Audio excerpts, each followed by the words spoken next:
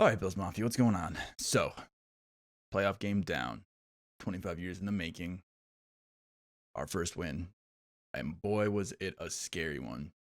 So everybody I knew I needed to get point with a cardiologist after the weekend was over. It was stressful, but that's how they're all gonna be. I mean, you don't go into the playoffs and you don't sweep dudes like we've been doing in the last couple weeks of the season. We don't get to play the Miami Dolphins in the playoffs, unfortunately. So listen, I see a lot of people talking about how this game was closer than it should have been. We're nervous for the Bills because they barely beat the Colts. Honestly, the Colts are one of the most well put together teams in the league right now. They have a top 10 offense, defense, and special teams. They are good in all phases of the football game. And they are a good team. They were also one game away from being the fourth seed instead of the seventh seed. So they are a good team. There is no shame in beating those guys, and there's no shame in beating them by 3 points. A win is a win. That's just how it is. That's how the playoffs are. You win or you go home. It doesn't matter how you do it. You walk away with a win, you move on. So anybody saying that you need to be worried or nervous or whatever because we barely beat the Colts, we beat the Colts. We won our playoff game. That's it. That's how it works. So, yeah, people talking about, they left points on the board. They could have beat us. They gave away the game. That's fine. I mean, guess what? People talking about 3 points earlier in the game. If you want to point chase back through the whole game, you can do that. I don't really enjoy doing that because it changes the course of the game if they get those points or if they make that kick. Like, the game changes from that point going forward. You can't just go back in time, change one thing, and have everything just be the same, and then they win the game because they didn't miss, they went for that kick and they didn't miss another kick. So I just get that off my chest. It's just frustrating me all week seeing people complaining about how we beat the Colts. So, sorry, my rant is over. All right. Our offense versus their defense. Man, I talked about DeForest Buckner in my video looking into this game. God, their front seven is absolutely phenomenal. I mean, they're just good. I mean, their front seven is just good. They're good at stopping the run. They're good at arresting the passer. They're good. And they were wreaking havoc all day. I mean, it was hard to run a ball. It was hard for Josh to sit in the pocket. But their secondary is weak, and that's where Josh was able to attack. He was able to get outside the pocket, avoid those rushes, and he was just dialing up. His passes to Gabriel Davis and a half were some of the best passes I've seen in football. The catches by Gabriel Davis, amazing. The throws, phenomenal. And Josh was the reason we won that game. And anyone who is trying to say that he isn't the reason is wrong. He essentially put the team on his back, and he won us that game. I mean, he had a QB draw, QB power to a shovel pass to Knox for a touchdown. He dialed up that long ball to Diggs. And I don't know if you guys caught it on the broadcast, but you can see him. He kills the play because it's not the look that he wants for that play. He kills it, and then they settle into their defense closer to, as the play clock runs down, closer to when they're going to snap it. And he sees that what he saw initially was incorrect, or that he got a better look once they shifted, or they changed once he killed the play. So he reloaded it and dropped that ball right in the bucket. A beautiful throw to Diggs down the field. So I love seeing Josh able to identify pre-snap what that defense is in, make adjustments, and then adjust back if he needs to. I mean, the sheer power he has over the offense is amazing to see. The fact that everyone is so in sync that they are able to kill and reload plays like so quickly at the line of scrimmage, and everyone does their job correctly, and Diggs is wide open down the field is amazing. And it's really, really good to see that they all have, that knowledge of the playbook, that command of the offense. But it's good to see that they're all in sync and they all, know what they're doing. They all do it well and they all work together. And it's really, really good to see that. I mean, we've been seeing the Allen and Diggs connection all year, but it's good to see that is continuing well into the playoffs. And, Diggs and Allen, that connection is going to be here for a good couple of years for sure. Our running game struggled a little bit, especially losing Moss is a huge hit. If you're watching this, we have picked up Devonta Freeman. I'm not sure. He won't be able to play this week, I don't think. But when we beat Baltimore and move on, he'll be able to play if we want to bring him up. So I'm not sure if we're going to do. I would expect to see TJ Yeldon featured more, but obviously Devin Singletary is our number one back right now with Moss hurt. So I expect to see TJ Yeldon come in. I really like TJ Yeldon, and I really like what he brings to the offense, and I think he's a really good running back. I don't think he has a fumbling issue, but when he gets his chance, he does. He's had a couple bad plays that leave a bad taste in my mouth, but I really think that TJ Yeldon is a good running back. So it's not going to hurt our offense, I don't think, as much to have him in there. But obviously the losing Moss is a large blow to our offense, and that's, not ideal, especially if the weather's bad this upcoming week. But focusing on the Colts game, sorry. So, our offense played well. I mean, Josh moved the ball well. Our running game was iffy, but it's been kind of iffy all year. Josh won us this game. I mean, he was willing the offense to score. He was, getting out of the pocket to the right. Just dropped a laser down to Gabriel Davis. Got out of the pocket to the left. Another laser to Gabriel Davis on the sideline. Hard count to get that offsides. Josh Allen willed us to score. I mean, that's just how it is. He won us this game, and that's what you want to see out of your quarterback. Although I would like to see that the rest of our team kind of steps up to fill some of those gaps. You gotta, at the end of the day, it's tough to see our defense getting beat on like 2 really short touchdown plays in the fourth quarter. Because moving on to our defense, they played a good game, but they didn't play a great game, and they could have played a lot better. And I think if there's a different quarterback under center, we lose that game. People are saying, when I bring it up, that Philip Rivers is the reason they lost that game. Frank Reich is the reason they lost that game, and I disagree. People talking about not going for the kick in the fourth quarter. That's a touchdown to Michael Pittman Jr. If that throw is better, it's a touchdown. They go up. They're up 17-7 at that point, because Frank Reich wanted to go for it, and they had a play dialed up. Clearly, they had a play that was going to work. Pittman worked his way all the way across, wide open. Jordan Poyer was in coverage, but he couldn't. He was trying to fight through the wash, and he got tied up on Milano and couldn't get there. That's a touchdown. So Frank Wright dialed up the right thing. Philip Rivers just didn't execute properly. That's on Phil. That's how it is. If Philip Rivers is not the one under center and they have a better quarterback, better is a strong word. Philip Rivers is a good quarterback. I just think that there's things he can't do anymore. He's getting old. You saw it with Ben Roethlisberger on Sunday. It's tough for them to move the ball. It doesn't have as much zip. It doesn't have as much power. It's harder for him to drop those balls into tight coverage. So there's a couple of plays where Phil he missed. And that's the reason they lost that football game.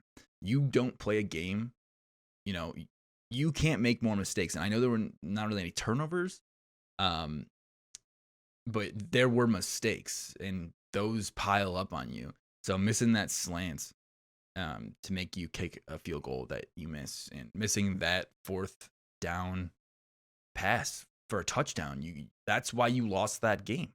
That's just how it is. And listen, I think that Frank Reich was a little bit maybe too aggressive. I think there were some calls I wouldn't have liked to see us make, the Bills make. But I think he knew going in that he was going to have to be aggressive. I mean, he's going to have to keep up with the Bills. And obviously, they did a really good job of stopping our offense. I know we put up 27 points. That was, a good amount. But they did a good job. I mean, they were hemming us in, especially in that first quarter. It was tough for us to move the ball. And, they got that huge sack fumble that almost cost us the game. Shout out to Darrell Williams. Honestly, that is probably the play of the game for the Buffalo Bills. That play. Gabriel Davis catch all the toe drag swags he wants on the sideline. That play won us the game. Now, if the fumble was called a fumble like it was a fumble, obviously that would be the play of the game. But unfortunately, refs are going to do what they do, and they're going to mess up what they mess up. I'm just glad it didn't cost us this game, because we deserved to win that football game at that point, without a doubt. So it was good to see. Not that Philip Rivers could get the ball to the end zone anyways, but that's neither here nor there. Our defense played a good game. Special teams, that win is definitely going to go to the Colts. The way they controlled field position in the first half of that game was so frustrating. I mean, watching us start inside our own 10, inside our own 5, Our average starting field position was something like the 4 or the 7 for the first half. It was absurd. I was getting so frustrated. And like, I know Andre Roberts wants to take the ball. I know he's an explosive returner, but at some points I was just like, please just take a knee. Can we just give the offense the ball, not at the 10 for like once, please? Although, Josh on that final play that got us that touchdown to put us in the lead at the end of half was a 96-yard drive, which I'm not saying they can't do it. It's frustrating to think that they should have to do that all game. So the special teams, that's a win. That's a win by the Colts. Although Court Borges, he's great, and his consistency is something that I take for granted sometimes. I know he doesn't punt a lot, but he is very consistent when he does. Although I will say, field position battle, obviously, special teams goes to the Colts, but kickers goes to Tyler Bass. Rodrigo Blankenship's a good kicker. He's a good rookie kicker, but he missed that kick, and that's rough in a game where you lose by 3. It just is. I mean, he's gonna think about stuff like that, like all those missed points. It's gonna weigh on anyone on the team. But as a kicker, that's your impact on the football game, and to miss kicks is not something you like to do. But it's tough as a rookie kicker in your first playoff game. Tyler Bass came out in the beginning of the year, and I think he got his yips out then when he missed all those kicks, and everyone was pitchforks and torches out for Tyler Bass. And he's got ice cold water in his veins now. He just took that game where he missed those kicks, and he said, not going to happen again. And it hasn't. I mean, he is just, when Tyler Bass came out to kick a 54-yard field goal, I put 3 points on the board before he even kicked the ball. I felt so confident that he was going to make that long kick as a rookie in the playoffs, the longest kick by a rookie in the playoffs. I was so confident that I counted 3 points. Okay, we'll take 3 here. And not a lot of teams can do that. Kicking's rough. It's been rough the last couple of years. You don't always have the confidence to bring out your kicker 54 yards and kick the ball in Orchard Park in Buffalo in January. So I really, really like what our team has going. I think that our defense needs to step up a little bit better. Watching tight ends shred our team all year has been a little bit frustrating. Matt Milano helps a little bit, but there was a couple times where Matt Milano seemed like he was in coverage and he was passing someone off to someone behind him, but no one was taking him. Like that O'Doyle touchdown, for example. It was weird to see what looked like Milano pass O'Doyle off to what looked like Tre'Davious White was supposed to take him and pick up that coverage. But Tre'Davious doubled, and I can't remember who it was on a post up in the middle of the field, doubled him with Poyer. And I was a little bit confused. I think maybe Tre'Davious White was supposed to pick up O'Doyle, and that play wasn't on Milano. I would have to watch the all-22 and get a better look at it. But it looked like Tre'Davious White was supposed to take O'Doyle, and Milano was supposed to pass him off, and he was supposed to get off of that corner, not double that or that post route with Jordan Poyer. There's a few times I noticed that there was a little bit of coverage confusion, and I'm not sure exactly what was going on or why it was happening. But yeah, the middle of the field can be a little bit frustrating. It's been soft pretty much all year, and tight ends have been really, really getting the best of us, and they definitely did in that game as well. Phillip Rivers kind of used them as his safety net. He was just putting the ball on them all day. I will say, though, we did a really good job of stopping the run. Jonathan Taylor's a scary running back. I had like nightmares about how he was going to just like torch our defense and run all over us. Although in the fourth, when they were trying to score, they we did some soft coverages, and like they were breaking off some like large chunk runs. Not what you want to see. But I understand sitting in that prevent defense. I get it. So I get that that's going to be a little bit soft, but you got to do a little bit of a better job, especially when those dudes are coming up the middle on like inside zone runs and getting to the sideline 20 yards down the field to get out of bounds. Like that's not what we needed there. You got to keep those dudes hemmed into the center of the field. But our secondary locked up the wide receivers. Later in the fourth quarter, when Phillip Rivers had to pass, get that ball on the field, our secondary was, locked down where Phillip Rivers had to chuck those balls out of bounds. There was no one to go to. And, that's just how it is. They had to throw the ball. They didn't have the timeouts they needed. And, I know the end of the game got a little weird. Listen, that fumble's a fumble. There's no one you're going to talk to that's going to say that's not a fumble after review. It's just not. It's a fumble. It was clearly a fumble, and it wasn't overturned, which is upsetting. I mean, Jordan Poyer waited for Pascal to get up. He did that on purpose. So it frustrates me a little bit to see that they didn't overturn that call, because obviously Jordan Poyer was waiting for that to happen to do exactly what he did. So it's just frustrating. I mean, Jordan Poyer made a phenomenal play, veteran play, great play. But, Micah Hyde got to spike that ball into the ground. I thought it was going to start on fire. I was making fun of it like it's like those old Mario Party volleyball games, Mario games where you have your special move and you spike it down and it's going to start on fire. But listen, we won that game. Maybe only by 3 points, but we won that game. We move on. Our first playoff win in 25 years. Enjoy it. But guess what? We got the Ravens coming to town next week. It's going to be a tough matchup. They looked a little bit off against Tennessee, but that's essentially a division game. They play each other a lot. So obviously those games are going to run a little bit differently.